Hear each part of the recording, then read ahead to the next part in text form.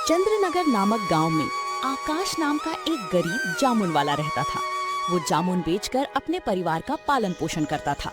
गरीबी के कारण उसे अपने जीवन में बहुत सारी कठिनाइयों का सामना करना पड़ता था। जामुन ले लो, जामुन, ताजा और मीठा जामुन। आकाश, ये जामुन कितने रुपए किलो हैं भाई? जामुन 50 रुपए किलो है। अरे बाप रे, इतने महंगे जामुन! तुम्हारे जामुन में कोई कीमती सोने जड़े हुए हैं क्या, जो तुम इतने महंगे जामुन बेच रहे हो? भाई ये अभी अभी जंगल से आए हैं, बिल्कुल ताजे हैं। और वैसे भी अब तो जामुन के दाम भी बढ़ गए हैं। नहीं, अगर 20 रुपए किलो देना है तो दो, वरना मैं कहीं और से ले लूंगा। 20 रुपए? ये तो बहुत ही कम है। ठीक है, तो तुम अपनी जामुन अपने पास रखो, मैं तो चला। ऐसा कहकर वो आदमी वहाँ से चला जाता है। आकाश परेशान हो जाता है। आज मेरा एक भी जामुन नहीं बिका। पूरा दिन बीतने के बाद एक ग्राहक आया और वो भी चला गया। अब मैं क्या करूं? अरे आकाश, क्या सोच रहे हो? नमस्ते प्रधान जी। क्या हुआ? तुम किस सोच में डूबे हुए थे? प्रधान जी के पूछने पर आकाश उन्हें सब कुछ बता देता है। आकाश की बात सुनकर प्रधान जी अपने मन में सोचते हैं, इसके जामुन तो वाकई बहुत ही अच्छे हैं और ताजे हैं। वो आदमी बेवकूफ था। ऐसा करता हूँ, कम पैसों में मैं ही इसके जामुन खरीद लेता हूँ। ये सब सोचकर प्रधान जी बोलते हैं, ऐसा करो आकाश, तुम मुझे ये जामुन 30 रुपए किलो के हिसाब से 10 किलो दे दो। ठीक है प्रधान जी, मैं अभी दे देता हूँ। आकाश मन में सोचता है, चलो, कम से कम प्रधान जी ने मुझसे बहुत ज्यादा तो पैसे कम नहीं करवाए। अब जो भी पैसे मिलेंगे मैं उन पैसों से घर की जरूरत का सामान ले लूंगा, क्योंकि खाली हाथ भी तो मैं घर नहीं जा सकता। प्रधान जी चालाकी से अपने मन में सोचते हैं, बेवकूफ आदमी, इन लोगों से प्यार के दो मीठे बोल क्या बोल दो, ये लोग अपना सब कुछ न्यौछावर कर देते हैं। फिर प्रधान जी जामुन लेकर वहाँ से चले जाते हैं और आकाश भी अपना सामान समेटकर अपने घर की ओर निकल जाता है। अजी सुनते हो? अच्छा किया जो आप जल्दी आ गए। क्या हुआ कावेरी, तुम इतनी परेशान क्यों हो रही हो? माँ की तबीयत बहुत खराब हो गई है, उसे बहुत तेज बुखार है। कावेरी, तुम ये क्या कह रही हो? रुको, मैं अभी वैद्य जी को लेकर आता हूँ। फिर आकाश वैद्य जी के पास चला जाता है। तभी रास्ते में बहुत तेज बारिश होने लगती है, लेकिन तब भी आकाश अपनी माँ को बचाने के लिए जैसे तैसे करके वैद्य जी के पास पहुँच जाता है और उन्हें सारी बात बता देता है और वैद्य जी को अपने घर ले आता है। आकाश, तुम्हारी माँ को बहुत तेज बुखार है। ये सिर्फ एक दवा से ही ठीक हो पाएगा, मगर वो दवा बहुत महंगी है। उसमें जिन जड़ी बूटियों को डाला गया है वो आसानी से नहीं मिलती। वैद्य जी, आप पैसों की चिंता मत कीजिए, बस आप मेरी माँ को ठीक कर दीजिए। फिर वैद्य जी माँ को दवाई दे देते हैं और अपने घर चले जाते हैं। सुनते हो जी, आपके पास इतने सारे पैसे कहाँ से आए? आज प्रधान जी ने मुझसे काफी ज्यादा जामुन खरीद लिए थे, ये पैसे वहीं से आए थे। इसका मतलब सारे पैसे माँ की दवाइयों पर लग गए?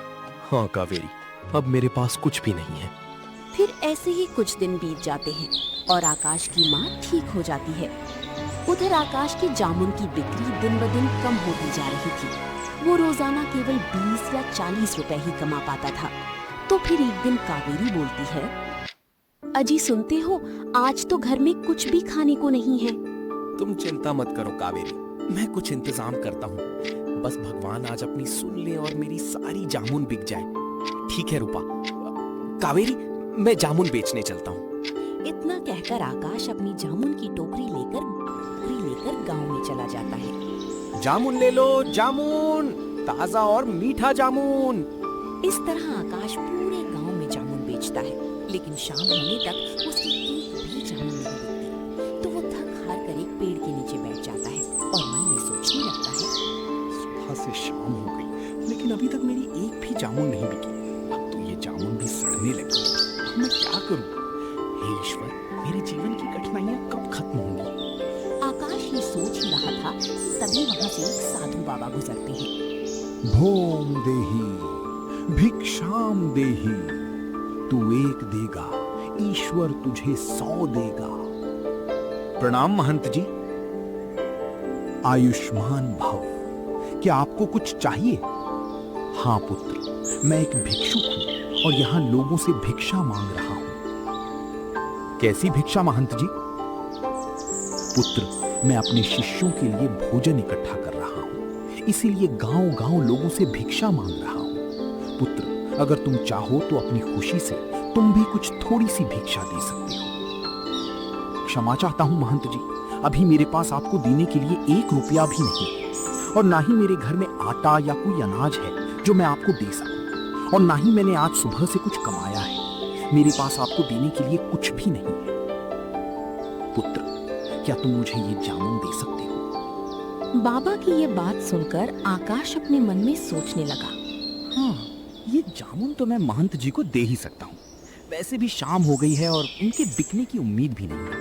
वैसे भी ये खराब हो जाएंगे, इससे अच्छा है कि किसी के पेट में चले जाएं तो ज्यादा अच्छा होगा। ये सोचकर आकाश बोलता है, जी महंत जी, आप ये जामुन ले जाइए। थोड़ी सी जामुन उठाते हुए, ये क्या महंत जी, आप इतनी कम जामुन क्यों लेकर जा रहे हो? आप सारे जामुन ले जाइए। पुत्र, अगर मैंने तुम्हारी सारी जामुन ले लिए तो तुम क्या बेचोगे? कोई बात नहीं महंत जी, मैं कल दोबारा जामुन तोड़कर बेच दूंगा। आप इन्हें ले जाइए। पुत्र, मैं इतना बड़ा टोकरा कैसे लेकर जाऊंगा? महंत जी, आप मुझे बताइए आपको कहाँ जाना है, मैं इन्हें वहीं पहुंचा देता हूँ। ठीक है पुत्र, चलो तुम मेरे साथ। इतना कहकर महंत जी आकाश को लेकर जंगल की ओर चले जाते हैं। कुछ देर चलने के बाद वे उनकी कुटिया में पहुंच जाते हैं। धन्यवाद पुत्र। अरे बाबा, धन्यवाद की कोई बात नहीं है, ये तो मेरा फर्ज था। मेरा आशीर्वाद तुम्हारे साथ है। तुम सदैव खुश रहो। महंत जी, अगर आप बुरा ना माने तो मैं आपसे एक बात पूछ सकता हूँ? पूछो पुत्र, क्या पूछना है तुम्हें? महंत जी, आपने जामुन तो ले लिए, लेकिन क्या आप लोगों को खाने में केवल जामुन ही खिलाओगे? नहीं पुत्र, दरअसल मैंने सब्जी और अनाज तो पहले से ही जमा किया हुआ था, और फिर मैं जामुन की ही तलाश में निकला था। महंत जी, ये तो बहुत ही अच्छा है, मेरे जामुन आपके काम आ जाएंगे। ठीक है बाबा, अब मैं चलता हूँ। पुत्र रुको, मैं तुम्हें कुछ देना चाहता हूँ। ये लो, इसका नाम पारो है। आज से ये चिड़िया तुम्हारी हुई। चिड़िया? पर मैं इसे कैसे ले सकता हूँ? ये तो आपका है। जब तुमने बिना किसी फायदे के मुझे अपनी पूरी जामुन की टोकरी दे दी, तो मैं क्या तुम्हें चिड़िया भी नहीं दे सकता? महंत जी, मैं इस चिड़िया का क्या करूँगा? ये कोई आम चिड़िया नहीं है पुत्र, ये एक जादुई चिड़िया है। ये तुम्हारे भाग्य की चाबी है। जब तक ये तुम्हारे साथ रहेगी, तब तक तुम्हारा भाग्य चमकता रहेगा। लेकिन ध्यान रहे, इसकी सच्चाई किसी को पता नहीं चलनी चाहिए। फिर आकाश पारो चिड़िया को लेकर अपने घर की तरफ निकल पड़ता है। तो रास्ते में पारो चिड़िया बोलती है, आकाश, महंत जी ने जो कहा उसका ध्यान रखना। ये बात किसी को पता मत लगने देना कि मैं एक जादुई चिड़िया हूँ। ठीक है दोस्त, मैं वादा करता हूँ मैं ये सच कभी किसी को नहीं बताऊंगा। इतना कहकर आकाश पारो को अपने घर ले जाता है। अजय, आप इस चिड़िया को कहाँ से लेकर आए हो? कावेरी, ये चिड़िया अब से हमारे साथ ही रहेगी। आप इस चिड़िया को घर क्यों लेकर आए हो?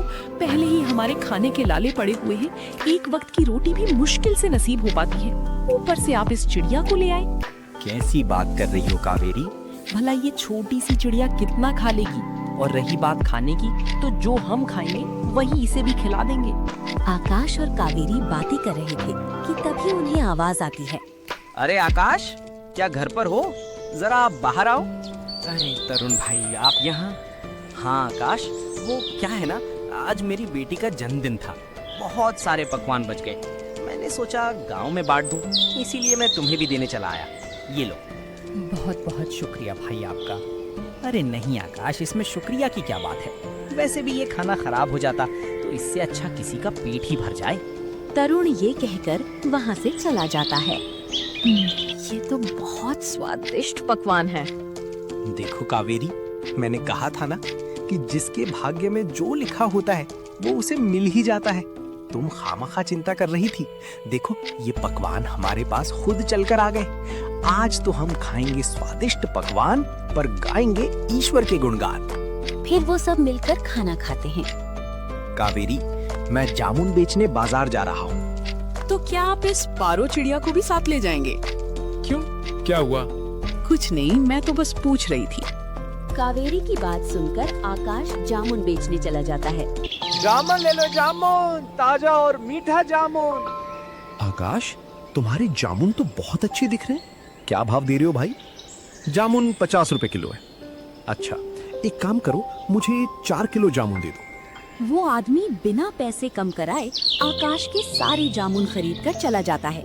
वो देखते ही देखते आकाश के सारे जामुन बिक जाते हैं। अरे वाह, आज तो मेरी सारी जामुन अच्छे दामों में बिक गई। अब मैं इन पैसों से माँ और कावेरी के लिए अच्छे कपड़े और पकवान लेकर जाऊंगा। फिर आकाश सब सामान लेकर अपने घर चला जाता है। अजी, ये सब क्या है? आज मेरी कमाई बहुत ही अच्छी हुई है, इसीलिए मैं तुम दोनों के लिए कपड़े और पकवान लेकर आया हूँ। फिर इसी तरह दिन गुजरते हैं। दिन प्रतिदिन आकाश की कमाई बढ़ती जाती है। फिर एक दिन उनके घर केसर नाम का व्यक्ति आता है। ये लो आकाश भाई, तुम्हारे पैसे जो तुमने मुझे 6 महीने पहले दिए थे, मैं वापस करने आया हूँ। शुक्रिया केसर भाई। अरे शुक्रिया तो मुझे तुम्हारा करना चाहिए आकाश।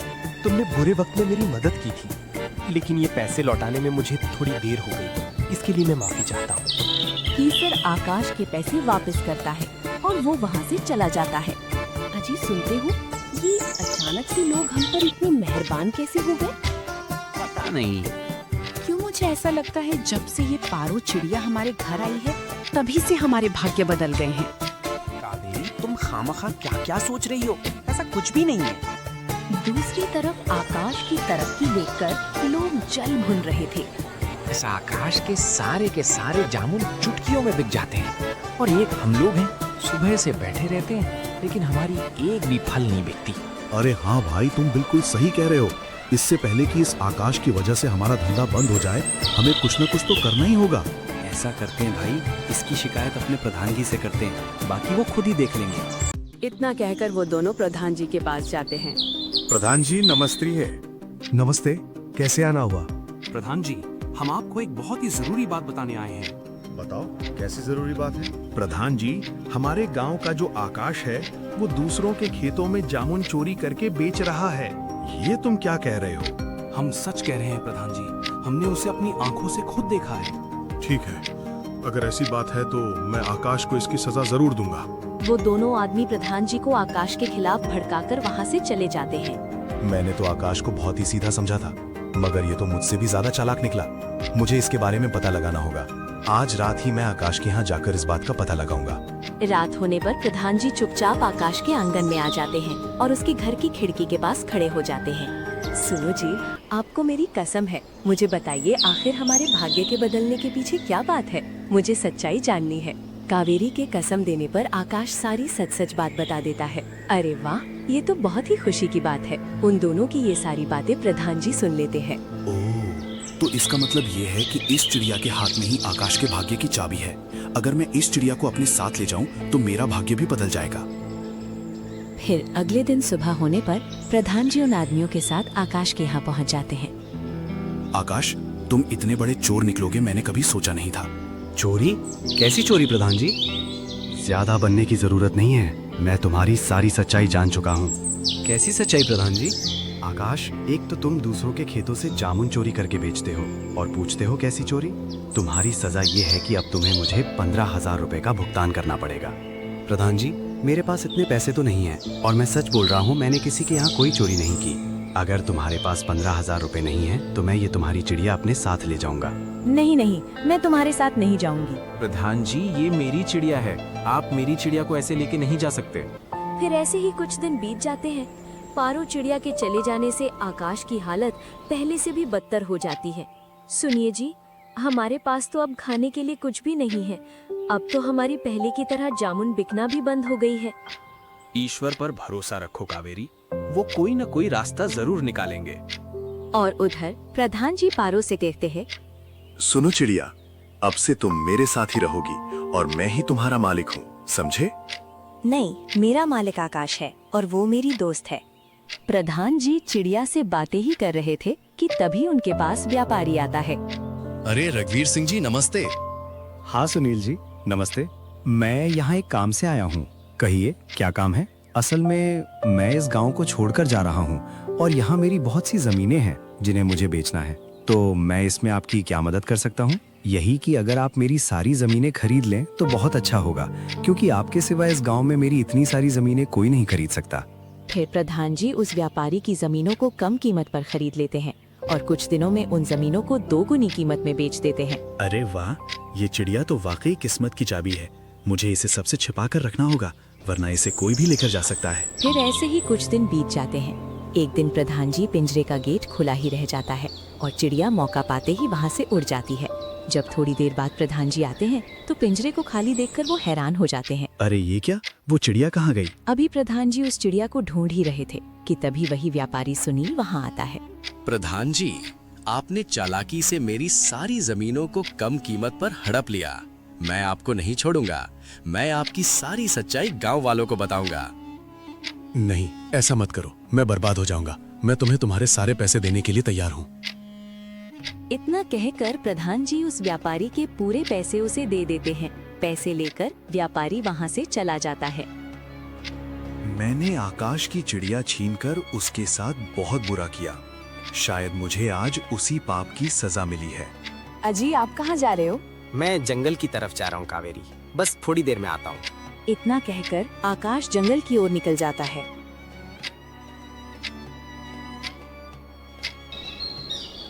प्रणाम महंत जी। आओ पुत्र। महंत जी, मैं यहाँ आपको कुछ बताने हैं हो। मैं जानता हूँ पुत्र, तुम्हारे साथ क्या हुआ है। मगर कैसे बाबा? आकाश, मैं यहाँ हूँ। तुम्हें तो प्रधान जी ले गए थे ना? हाँ दोस्त, मगर मैं उसके घर से भाग आई। पारो चिड़िया आकाश को सारी बात बता देती है।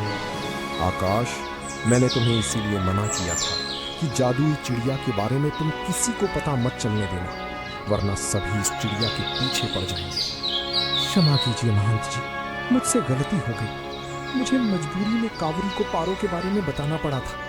कोई बात नहीं पुत्र, गलती इंसान से ही होती है। ये चिड़िया मैं तुम्हें वापस करना चाहता हूँ और आशा करता हूँ कि तुम दोबारा कोई गलती नहीं करोगे। धन्यवाद महंत जी, मैं वादा करता हूँ कि मैं दोबारा ऐसी कोई गलती नहीं करूँगा।